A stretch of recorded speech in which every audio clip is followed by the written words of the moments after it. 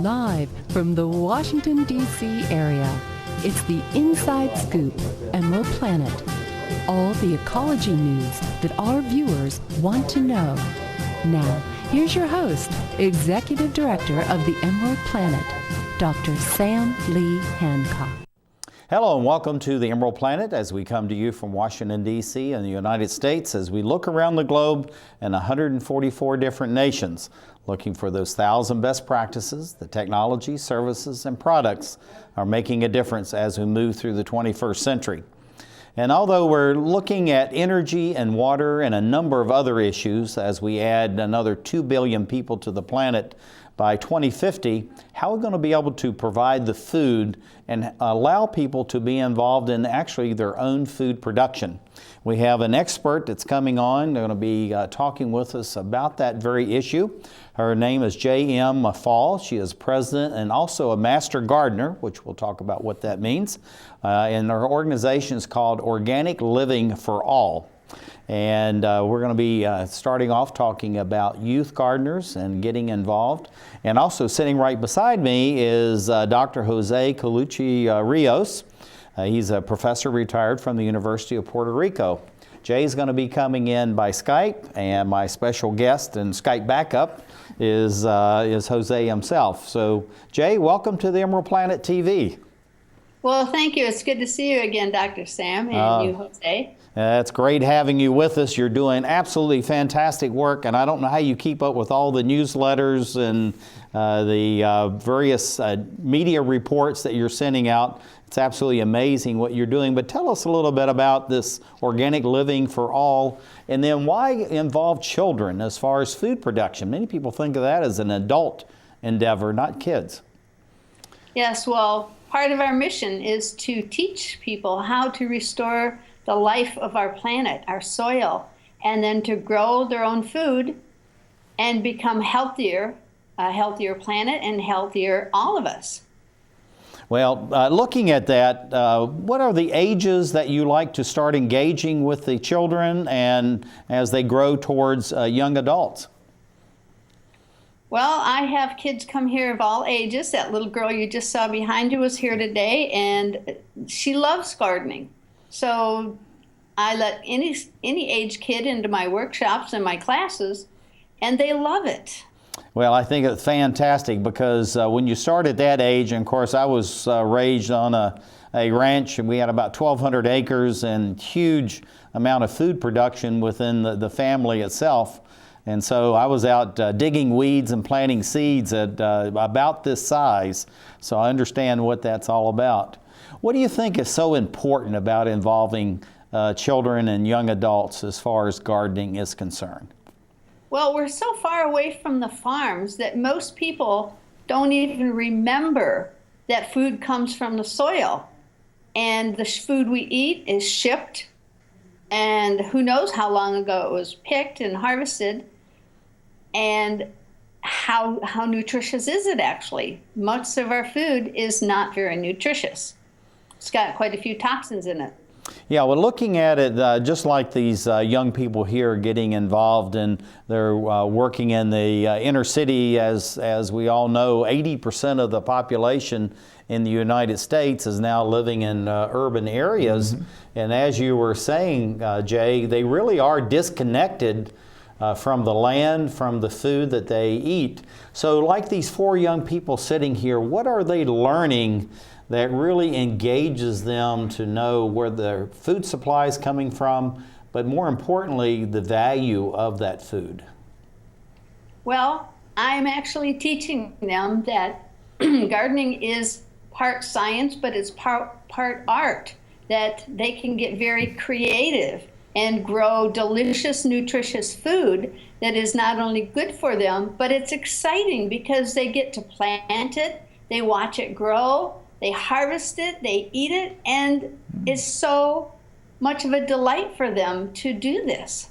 Well, I think it's absolutely fantastic. And what you just shared with us is that really they're going through the entire life cycle of the plants.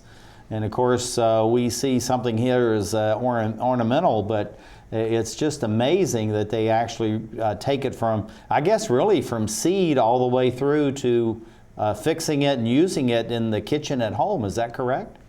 That's true, yeah. Well, Jose, Yes. we're doing very well as far as having Jay on with us, so why don't you take the next question? Yes, good evening, Jay. This is Jose. I have a question. What attitudes do children need to know about growing their own food, and how can these attitudes benefit them as they mature into adults? Well, they can have the attitude that they are able to create beautiful gardens that will also nourish their bodies and give them energy and health. And they can share this with their families, their friends. They can teach it to other kids. And it's a delight and a joy for them to harvest it, eat it, and prepare it and share it with others. Wow.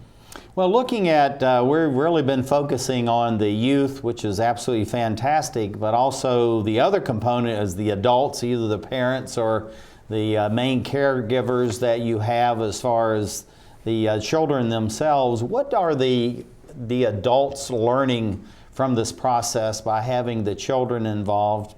And what do you think is the main hand-me-ups, if we can use that as a term, as far as knowledge and experiences from children like this to the adults? Well, the children and the adults will come to me and do my workshops, and they get to learn it together. They get to share it with each other. And what I've noticed is that families who garden together, they're spending more time together. They're spending more time planting, harvesting, cooking, preparing, and really becoming a happier, healthier family. Now, that's absolutely fantastic. And let's take this image that we have here. We have these raised vegetable grow boxes, as they call them, or earth box. Tell us a little bit about the soil and why it's important that people, and we're going to talk about this later, but why is it important to grow soil in urban areas instead of just saying, okay, we've got some dirt in the backyard and just start planting in it? Because soil is actually alive. There's living microorganisms, there's funguses, there's worms, there's insects that live in the soil. And if the soil is dead, then the food is not going to be healthy. And we've done so much gardening for so many years that most of the nutrients are no longer in the soil. So we do have to replace the minerals. And if the minerals aren't there, then most of the microorganisms won't be there. So we really need to rebuild the soil, adding minerals, microorganisms, some of the funguses. Sometimes we even have to add worms. Well, looking at this, I was actually going to ask that very question, so you brought up something very interesting, Jay. I've had people say they go out and they try to kill the worms in their yards. They're saying, oh my gosh, there's worms, something's wrong here. How do you actually get them to nurture? Now, this is a serious question. How do you get them to nurture the worms and actually invite more worms into like these grow boxes that we're looking at here? Well, I tell them that every bit of soil on our planet has been through a worm. Worms are essential. We won't have soil without them. It's like bees. People are afraid of the bees. If there were no bees on this planet, there would be no life on the planet. Yeah, I tell you, that's something, Jay, and just looking at you working together with these young children here with their hands in the soil, what are they learning and what are they actually demonstrating to the adults standing around these grow boxes that you think is really profound, that later the adults may comment to you about, I didn't know this, I didn't understand that, and why is it important that they have this hands-on engagement? Well, sometimes I have people come to me and they go, oh, I don't want to get my hands dirty. And so I will give them a trowel. But at the same time, working in the soil with our hands it's actually therapeutic. You know, we get happier and it feels good. And people don't understand that, but it really does happen. They say that the chemicals that from the soil actually act like an antidepressant. Oh, that is absolutely incredible. Now, I haven't really heard that, but when you're giving these, I know you do a lot of education, because I think every time that I call you, no matter whether it's weekend or during the week, you're doing a seminar somewhere. If it's not at your own property, it's somewhere else. Tell us about the seminars that you're doing for the youth that are here. What kinds of things are they learning in a more of a formal classroom type setting, which is counterbalance to hands in dirt in the grow boxes? Well, my talk depends on the age of the children, of course, but often I talk about how gardening is a mixture of science and art. It's art because they're creating beauty. They're adding colors and shapes and textures. And it's science because they're actually helping feed the plants, add the minerals that are needed, adding the microorganisms, and treating the soil properly. And we talk about how the plants need the same things that we need to be healthy. You know, water, sunlight, food, sleep, sunlight. And they're often quite amazed at how similar plants are to humans. Well, it's really interesting. It's just like this young lady right here, that people don't realize that all beings, and this is a philosophy in many of your ancient religions, is that plants, like animals and human beings, is a being in itself. It has its own life force, its own cycle of living. And this young lady is really learning this as she's spraying water on that. Jose, why don't you ask the next question? Yes, Jay, how do you think teachers and administrators incorporate gardening into the daily courses, such as reading, writing, mathematics, earth sciences, geography, and the visual arts, so it is part of the curricula and not seen as an extracurricular activity? Well, that's a very good question, because so many times I'll go to a school and I'll talk to the kids and we talk about sunlight and water and stuff like that. But there's so many ways that could happen. We could talk about everybody's cultures and what kind of foods they eat and what countries they come from and how they're grown, how they're harvested, how they're prepared, and how people eat them.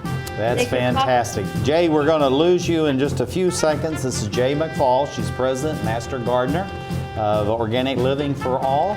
Thank you for being with us and sharing this information about youth and gardening as we create the Emerald Planet. I need a job. Necesito trabajo. I would like to speak English better. Me gustaría hablar inglés mejor. I want to be a U.S. citizen. Quisiera ser ciudadano de los Estados Unidos. For over 35 years, Por más de 35 años, the Hispanic Committee of Virginia has been serving our community. el Comité Hispano de Virginia ha estado sirviendo a nuestra comunidad. Job training and placement, Capacitación, ayuda para conseguir trabajo, education for children and adults, educación para niños y adultos, immigration, naturalization, and medical referrals. ayuda para los procesos de inmigración y naturalización y orientación sobre médicos Are a small part of what we do. son solo una pequeña parte de lo que hacemos. For help, information, or to volunteer, Para ayuda, información o para ofrecerse como voluntario, contact the Hispanic Committee of Virginia, comuníquese con el Comité Hispano de Virginia, helping everyone participate more fully in American society. ayudando a todos a participar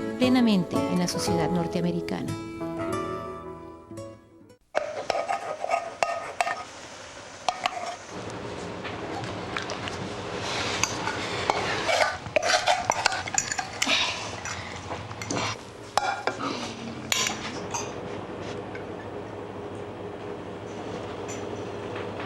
Hey, Lena, where's yours?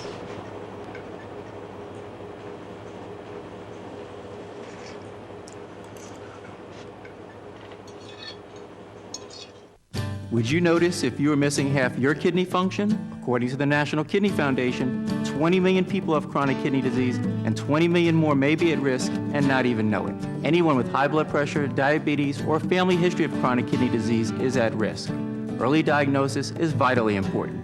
To get the whole story, talk to your doctor and visit the National Kidney Foundation at kidney.org or call for a free brochure. Because when it comes to chronic kidney disease, you might not know the half.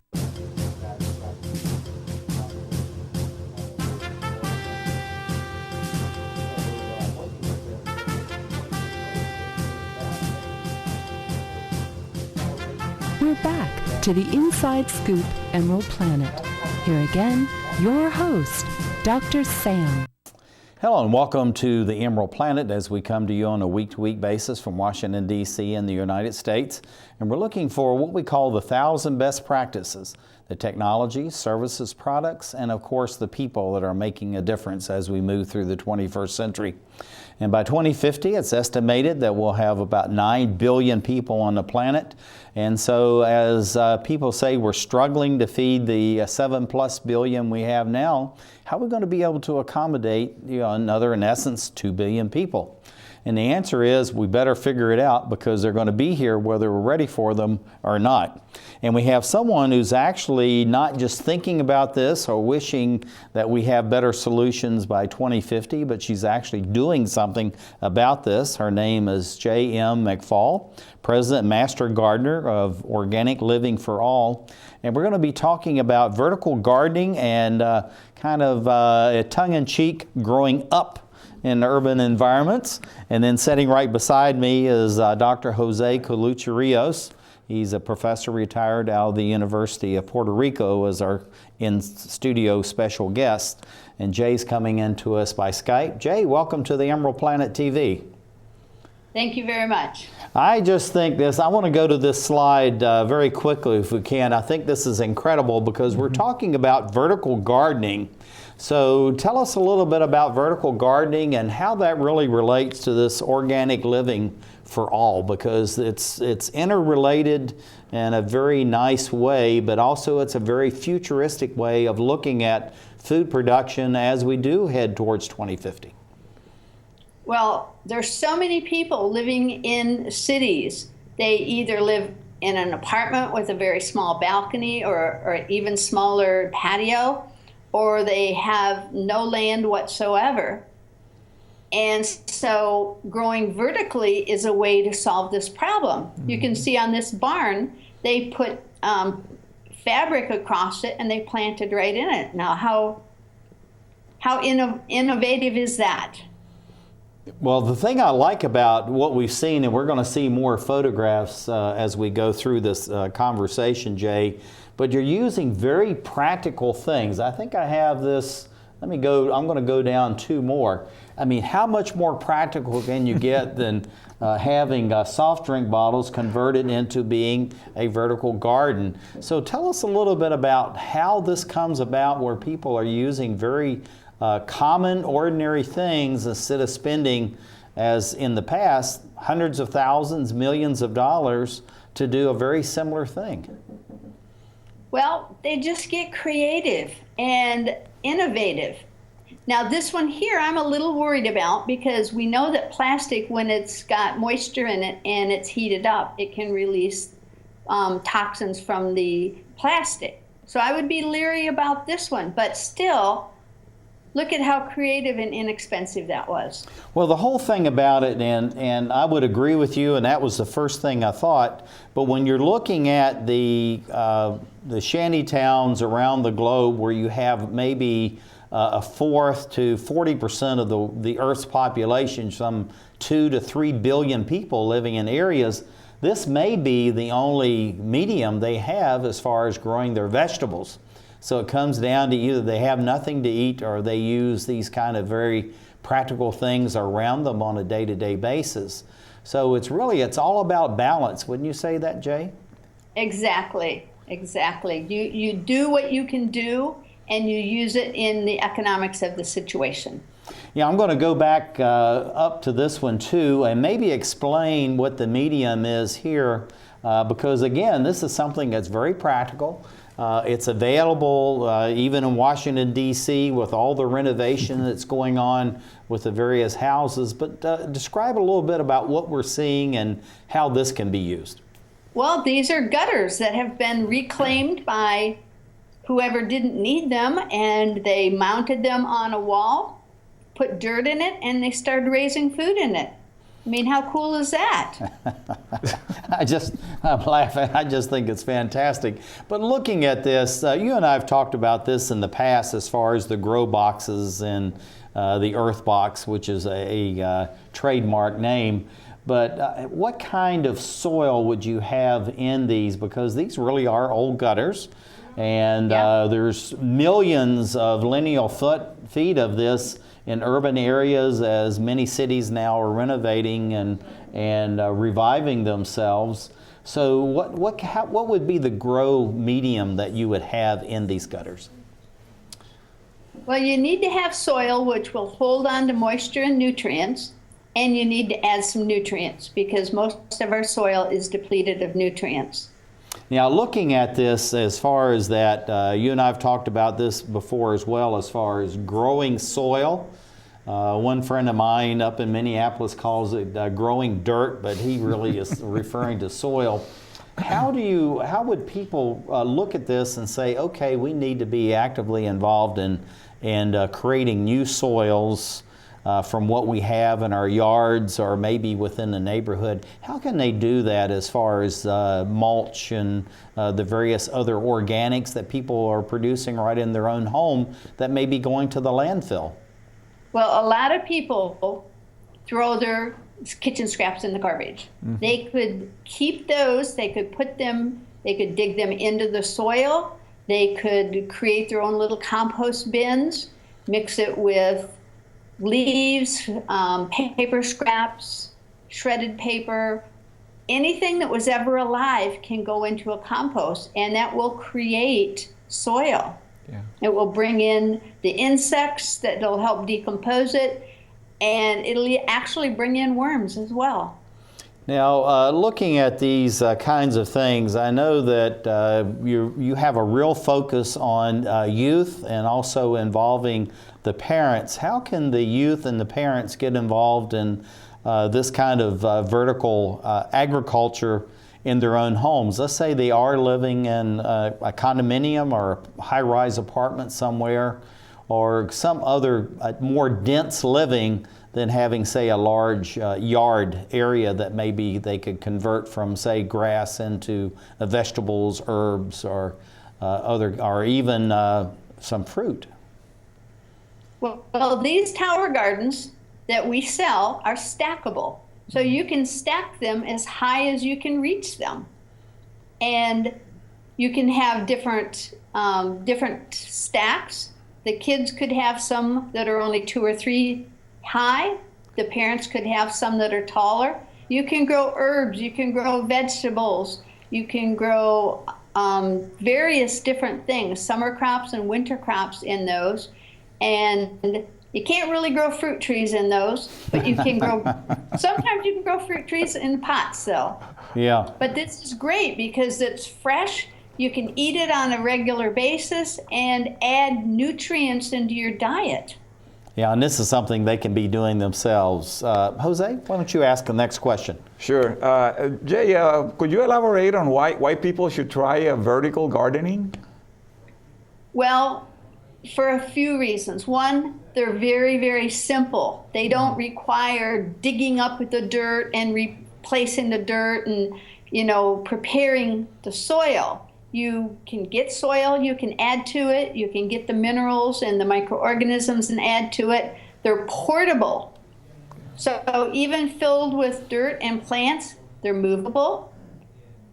And I have one couple that travels the country all summer, and they take it with them. They go home. When they stop, they put it on the picnic table. They can have fresh herbs in their salads. Then they put it back in, and they move around the country with it.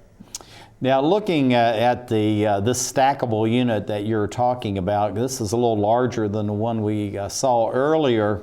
And what would be the process for mixing, say, herbs and vegetables? And as far as the plants themselves are concerned, I understand that's actually a good thing where you have different varieties all juxtaposition with each other.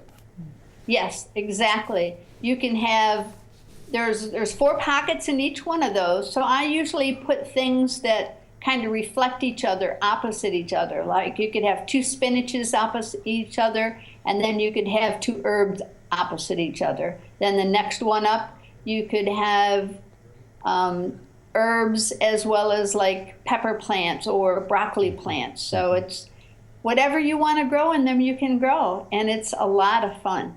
Now, one of the things that people are adding to have more plant proteins, and I'm actually doing this in my diet myself, a lot of nuts, but real emphasis on beans, which is high protein, and you can produce just thousands of more pounds of food within, the same hectare or acre than what you can with animal proteins. How can you use these stackable grow units that incorporates beans in that, and what would you suggest as far as the type of beans that people may be interested in growing for themselves?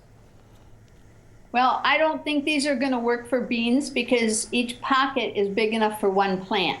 So what I would recommend is to get some pots, put the good soil in there, and grow them in the pots. And if you grow vines, you could just put some bamboo stakes in there and let several of them grow up and have a whole bunch of beans right there. Okay, so in other words, you really want to look at the space that you have and then decide what may be the best types of plants that you're going to put in, and also the herbs at the same time? Yes. Okay. Looking at this, this is kind of a very interesting way. It looks like it may be chicken wire or something like that, where you have these pots. This is not only just very clever, but also it's decorative. If you look at it, it's right beside the patio, becomes part of the yard. And at the same time, it looks like you're growing. What kind of different plants are we looking at here, Jay? And tell us a little bit about the productivity of this intense type of vertical farming. Well, these you'd want to grow smaller plants like herbs, and they will require a little bit more watering than some of the other ones like with the gutters. But they produce very well, and mostly herbs or smaller vegetables. Oh, okay. All right. So let's go. We're going to, let's see, I want to get down to this last one. Whoops, that last one here. I want to leave this up. We've just about run out of time. What do you see for the growth of this kind of farming over, say, the next 5 or 10 years? And we have about 20 seconds to do all that. I think it's going to be huge because, like I said, it's easy, it's portable, and you can grow a lot of food and you can harvest it once it gets going almost every day. That's fantastic. Jay McFall, President, Master Gardener, Organic Living for All, talking about vertical gardening as we create the Emerald Planet. So they say it's a man's world? I don't see anybody's name on it. While they were doing their thing, we slowly changed ours. Today, women can do anything men can do. And there's one thing we're even better at.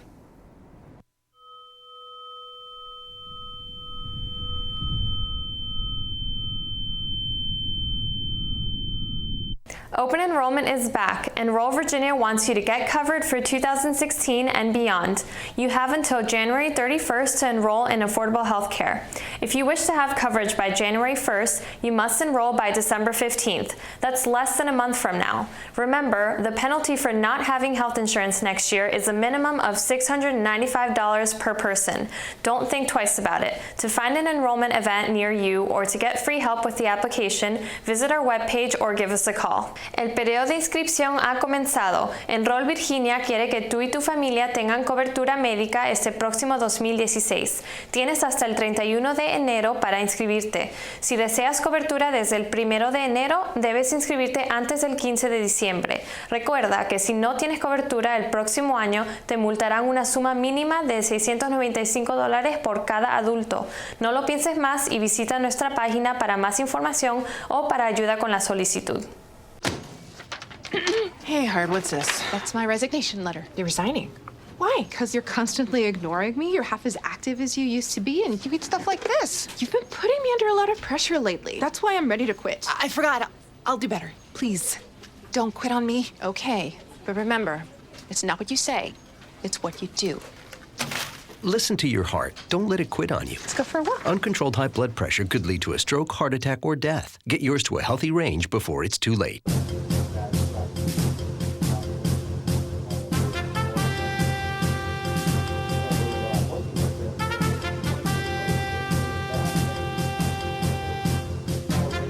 We're back to the Inside Scoop Emerald Planet. Here again, your host, Dr. Sam. Hello and welcome back to the Emerald Planet. We come to you on a week-to-week basis as we're looking around the globe for those 1,000 best practices, ways that we're going to be able to provide the food, the fuel, the fiber, everything that's needed for a healthy style of living for a planet that's adding 2 billion new people by 2050. And so as we go to 9 billion people on the planet, how we're going to be able to take care of them in every aspect of their living, but at the same time to increase the quality of life that maybe they have not experienced in the past. And we have someone that's joining us. Her name is Jay McFall. She is President, Master Gardener of Organic Living for All. Sitting right beside me is Dr. Jose Colucci Rios. He is the professor retired out of the University of Puerto Rico. Jay is joining us by Skype. Jay, welcome from Florida to the Emerald Planet TV. Thank you. Glad to have you with us. And Jose, it's always good to have you with us on Emerald Planet TV as well. Jay, tell us a little bit about Organic Living for All, the mission, the philosophy of this. And then the second question, as you know, I've already told you, is about what is a master gardener? All right. Well, the mission of Organic Living is to teach people how to rebuild the soil and be able to grow their own nutritious, delicious foods to change their lives. And a master gardener is basically someone who has been trained in the state. I'm a Michigan Master Gardener and a Florida Master Gardener. And you learn about the area that you're in, you learn about the seasons, the trees, a lot of different things that you would not know otherwise. And so it's good to know that, and it also gives me more authority, I guess you could say. Well, the one thing about it that people, as far as master gardeners, it's a very rigorous program that you have to go through. It's both academic and hands-on. You have a lot of experience out in the community, going to farmers markets and helping people with their gardens and doing garden layout and all these other kinds of things. Describe really some of the rigor that you go through as far as both the in-classroom side and also the practical side. Well, it's an 8-week course where you go and you do a lot of hands-on stuff. You learn a lot. I mean, it kind of feels like somebody put a funnel in my head and shoved it full of data. And afterwards, there's a requirement that you do so many volunteer hours a week to help your community.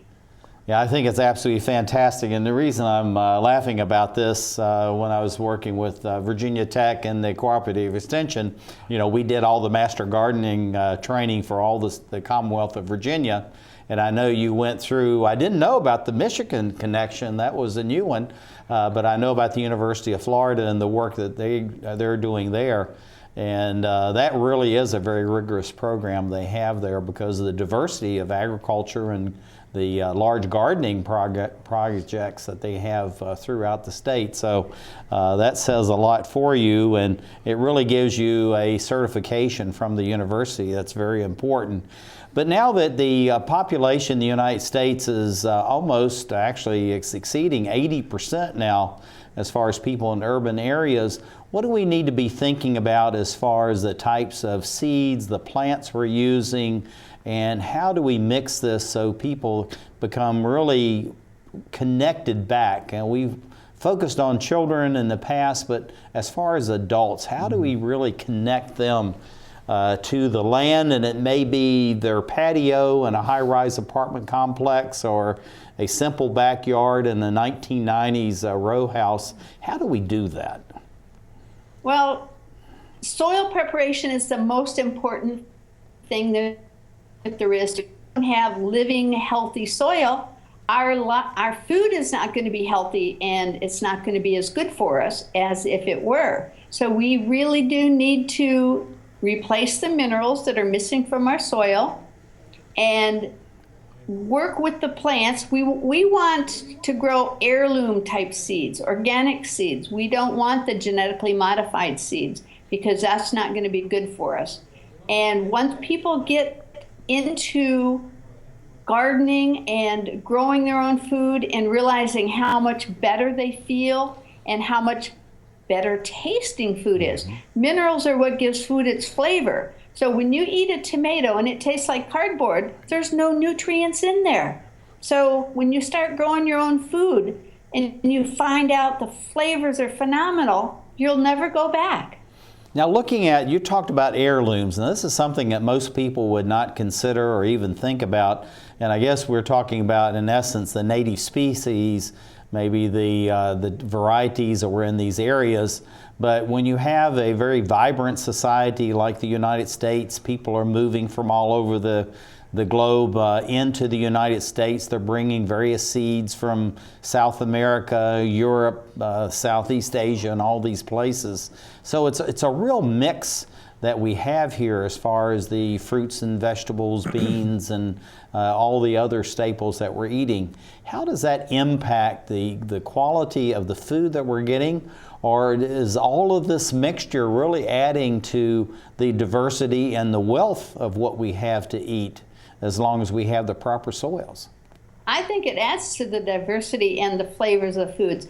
Down here in Florida, we're semi-tropical, so we can grow tropical plants, we can grow semi-tropical plants.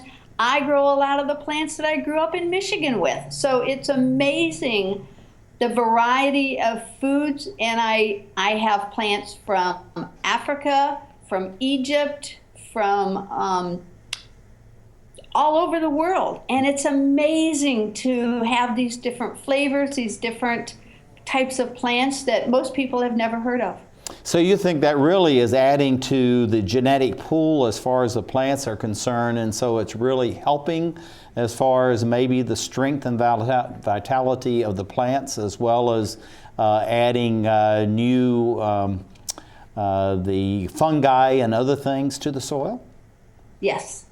So that's a really good thing then. Yeah. Oh, fantastic. Jose, yes, next question, please, sir.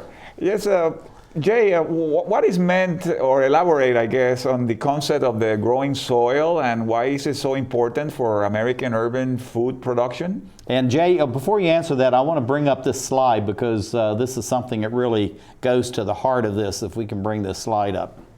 Go ahead, please. All right. Basically, we need to add minerals to the soil so that it has all the minerals that plants and our bodies need as well. And minerals are elements essential for life, and that includes the microbial and the fungal life.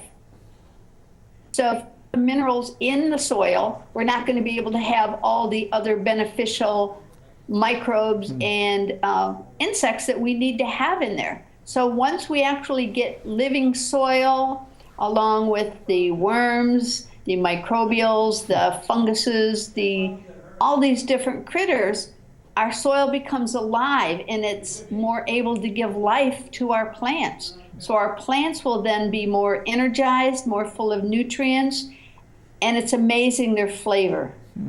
Now, absolutely amazing, and the energy you get from them. Jay, looking at this slide that we have here, I want to go back to this. Tell us a little bit about, and you can actually see, I guess this is the dad and his son. They're actually mixing the soil. Maybe it's a mixture of compost and various organics coming out of the house itself. How do you do this, and how do you make it very practical so that people can do this on their own without having to go out and buy, say, chemical fertilizers and insecticides and pesticides, but they're actually doing it more organically? Well, when a plant is healthy, it has all the nutrients it needs. The leaf will become a complex carbohydrate, and the bugs and disease will not attack it. But a plant that is weak and unhealthy, the leaf turns into a simple sugar, and bugs and diseases will attack it. So when people are creating the soils with their kitchen scraps and their coffee grounds and their paper plates and all those kind of things, they're going to create more soil, and they can actually dig these big holes. Now, see, this is down here in Florida. We have sand. there is no soil. So we have to dig these huge holes and bring in decent soil, which is mixed with composted horse manure and that kind of stuff, to plant these trees in. And that tree, by the way, produced last spring, this was planted a year ago, last spring it harvested about 8 or 10 peaches that were phenomenally delicious. Now, and, go ahead. Go ahead. No, I was just going to ask about this, to go back to this organic versus using fertilizers. Many people, they just go to the feed and seed store, or they go to the big box store, and they're buying the fertilizers and the chemicals and things like that. But I know your emphasis is really on the organics and using what you have in your own home and what's around the home, like the leaves and bark and other kinds of things. How do you do that? So it's, again, going back to this practicality, how can people do that? And we're just about running out of time, so we need to be quick. Okay. Well, all the fertilizers out there are man-made from petroleum products. So we really do want to get back to natural and adding the minerals. And when you're adding the chemicals, you're going to get bugs because you're not giving them all the nutrients they need. That's the long and short of it. So, so the whole thing is that these plants, just like human beings, we should be able to ward off diseases that are bombarding us on a second-by-second basis. Plants really should be able to do the same thing. Is that what you're saying? Yes. Yes. I have taken many plants that just treated them with good soil and the minerals, and they come back to life. Well, looking at this is something, tell us a little bit the story about this cauliflower, and then we'll have one last question, and then we'll be finished for this segment. Tell us about this. All right. Janice took my soil preparation workshop, and she used the information I gave her, and she sent me a letter saying that this was a 6-pound cauliflower, and if you look at it, it's bigger than her head is, and she raved about how good it tasted and how they'll always prepare their soil that way from now on. Yeah, go ahead. This is the same thing I think is going on here. Jay, what do you see for the growth of your organization in the next 5 or 10 years? We've got to be quick. All right. Well, we plan on expanding around the planet and teaching lots more people how to grow their own food and do it well. And when you eat food with nutrients in it, you're not as hungry, so you don't eat as much. Fantastic, as we create the Emerald Planet. Saving for retirement might be easy for some folk, but for others, it might take a little more work. And for those who haven't started, there are still things you can do to catch up. Oh, that is good news. Like getting out from underneath past debt. And don't get wrapped up with high-interest credit cards. Get you some eyes. Be diversified with your investments. Don't put all your eggs in one basket. Your financial goals are not out of reach. The choice is clear. For a happy ending, choose to save. Everyone with alcohol and drug addiction is in the same boat.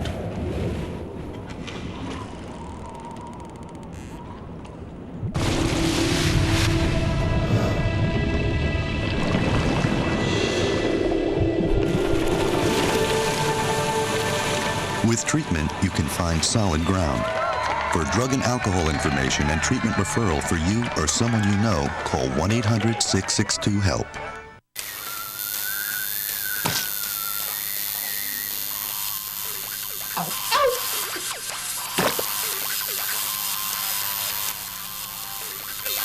Dude, are you sure you want this tattoo? Because just do it.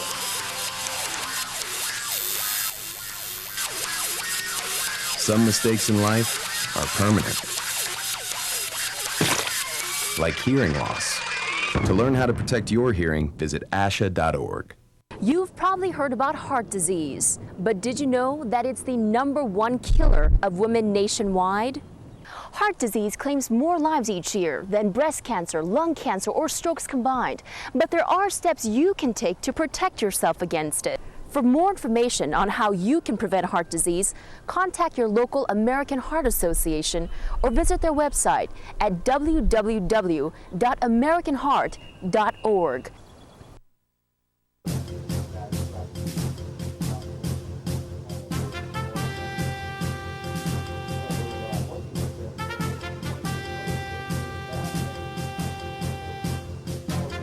We're back to the Inside Scoop Emerald Planet.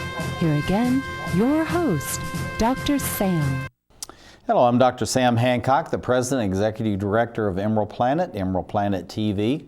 We come to you on a week-to-week basis looking around the globe for those what we call the 1,000 best practices, usually emphasizing the technology, services, and products, but also looking for the people that are making a huge difference all over the planet in over 144 different nations. And as we have a planet that's going from 7 to 9 billion people by 2050 and possibly 12 to 13 billion by the end of the century, how we're going to be able to provide the food, the fuel, the fiber, all those basic things that are needed to increase the quality of living instead of just having a mere existence on the planet. And so we have someone who's coming on by Skype. This is Jay McFall. She is the president and master gardener of what's called Organic Living for All. And we're going to be talking about superfoods. And then Dr. Jose Colucci Rios is sitting right beside me. He's a professor retired from the University of Puerto Rico. And we're here talking about how we're going to be able to provide the food for, as we say, the 9 billion. Jay, thank you for sharing your expertise and your skills with us. And it's just amazing the energy that you have, but also the practical knowledge that you're sharing with so many thousands of people. So thank you for being with us. Thank you. And looking at what are superfoods and how is Organic Living for All connected to superfoods? Well, superfoods are foods that are low in calories but high in nutrient value. And they also have antioxidants and various other things. Now, many foods are thought to be superfoods like kale and collard greens and salmon and things like that. But the thing you have to look at is there's a thing on the internet called the Dirty Dozen of Foods. And some of these foods that we think of as being super nutritious actually have 47 to 67 toxins on them that can't be washed off, peeled off, or soaked off, like blueberries, collards, kale, strawberries, and various other things, apples. So we really have to be careful what we're eating when we think they're superfoods. Yeah, now I know there's something that's called the SAFE, I think it's called the SAFE 15. So yes. What are the SAFE 15 items, and how are they selected, and actually why are they selected? Well, their food across the United States is tested at the beginning of every year for toxins. And a group called the Environmental Working Group takes that data and categorizes it from the most toxic to the least toxic. And avocados and watermelons and some of those kind of things are on the safest list. And they're still, so they're going to be healthier for you, but they're still not going to have all the nutrients in it if they're grown in soil that's grown without minerals. Yeah. So that's the one thing, that if we prepare our own soil and we add all the minerals in it that are supposed to be in it, all the food that we grow will be superfoods. Now, looking at the superfoods in the SAFE 15, what makes them safe, and why is it the fact of, why it's so important to actually eat out of this palette of fruits and vegetables and herbs, and to avoid what you're calling the Dirty Dozen?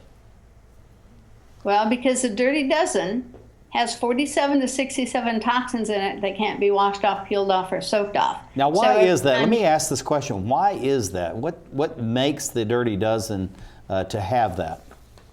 Well, basically, it's grown in soil without any nutrients in it. And when there's no nutrients in the soil, Mother Nature sends in the bugs. And so they have to spray pesticides.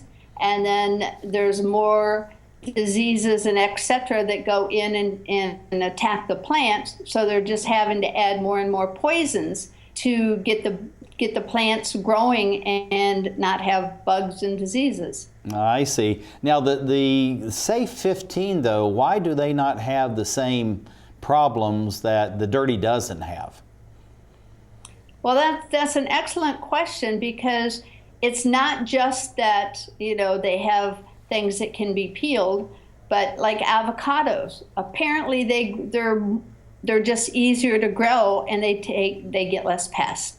Oh, I see. Okay, all right, that makes sense. I want to put up one of these slides, and we're going to use, I think we have just a few slides, Jay, but we'll have these going in the background. But Jose, why don't you ask your next question, please? Yes. What do you see as some of the most important lessons you have learned from your years as president and master gardener at Organic Living for All as to the production of high-quality superfoods, either by organic farmers or people who want to grow and harvest their own superfoods? Well, again, it has to do with having good soil. Okay. Healthy soil produces healthy food, and healthy food produces healthy bodies for us. And without those toxins in them and more minerals in them, it gives our bodies what it needs to be healthy. Now, this slide here, if we can bring the slide up, I want to talk about this. And you and I have talked about this before, and we've had these images, but I really want to get into, the dad, and I believe that's possibly his son there. But how do you really create this so that you're actually providing the nutrients for the superfoods in a way that it actually comes from the actual land or the area around where the superfoods are being grown? And does it really make any difference? Could you have compost and organics that come from 3,000 miles away that could be used to provide nutrients for the trees or the plants, the beans, what have you? Or is it something that's better if it comes from the locality? Well, most of our soil across the United States is depleted of minerals. So what we do is there's a mine out in Nevada that comes from an ancient seabed, and I bring in those minerals to Florida, and we add that to the soil, and it has 91 minerals in it, God-made, not man-made, and it's balanced, so it helps us become healthier, and it's chelated, so it means it's able to be absorbed almost instantaneously by the plants. So when it's in the soil and it's in the plants, and we eat those plants, then it's in our bodies, and our bodies can function better. Now, looking at that, tell us a little bit more about this particular mineral source that comes from in Nevada. I understand there's a mixture in this soil from actually comets crashing into the earth, volcanoes, and what's called a caldera, which is actually reaching into the earth. And all these minerals are, in a sense, vaporized, and they rise to the top, and it all mixes together. Tell us about that. And why is that so important that we have this and we're getting it back onto the land that you say is really depleted of the minerals that have been there traditionally? Well, you've asked me several questions. So one of them is due to all the cutting down of all the forests across the United States, and then a lot of farming, the wind storms would take away the topsoil, and so then there was no topsoil to grow their crops in, and so that's one reason there's no nutrients left. And farms that have been farmed for years and years and years, and the minerals have been depleted from it. That's another one. But when we add the minerals back into the soil, then we can actually create that living community, like I said, with all the microorganisms and everything to grow nutrient-dense food. And there's areas in Oregon where there's been a lot of volcanic action, and so the soil there is nutrient-dense. And then I don't know about the stuff that percolates out of the middle of the earth, but yeah, they're called calderas, and actually what they're doing is that some of these will go miles into the earth, and so there's many minerals there that are no longer in the topsoil that actually are in the earth itself. So it's something that just really adds to that mix, and I think that's why when you talked about the 91 minerals that you have there, some of these are just really trace elements And if you do not have this kind of, reaching into the earth to extract this, can you have that? But also, I think, don't you use something that's called biochar, and you have that you use to remineralize the soil as well? Well, the biochar doesn't actually add minerals. It holds 5 times as much moisture as regular soil. It holds on to the nutrients, but releases it when the plants need it. It's the perfect living place for the microorganisms. It helps purify the soil and any water going through it, as well as fixing carbon in the soil. And carbon is to plants what oxygen is to us. So it's a very valuable additive. And that's something I think that many people, even in the environmental community, don't realize the importance as far as plant material, living plant material, fixing the carbon into the soil, which aids and abets better living and more nutrients as well. So what you're hitting on, Jay, is a very complex system, and it seems like you figured out a lot of the elements of this. So in the minute and a half, actually about 1 minute we have left, tell us what you think is going to happen over the next 5, 10, 15 years as far as this remineralization and really a movement towards these super plants. Well, people every day are realizing how important it is to rebuild the soil, to grow their own food, and they're taking charge of their life and determining that they're going to be healthier and happier. And I have people come over and taste the food that I'm growing in my yard, and they are growing the same food without my minerals, and they say, yours tastes so much better. And I do experiments as well, where I take a pot and I just put dirt with composted horse manure in it, and another one that with the same soil, the same exact plants, but that second pot also has the minerals, the microorganisms, the bat guano, and the biochar, and they taste great. That's absolutely fantastic. Well, this is Jay McFall. She is the President, Master Gardener, Organic Living for All. Jay, thank you for being with us, coming all the way by Skype from Florida. Jose, it's always a great pleasure to have you with us. And thank you, dear viewer, for being with us as we look around the planet. Great, the Emerald Planet.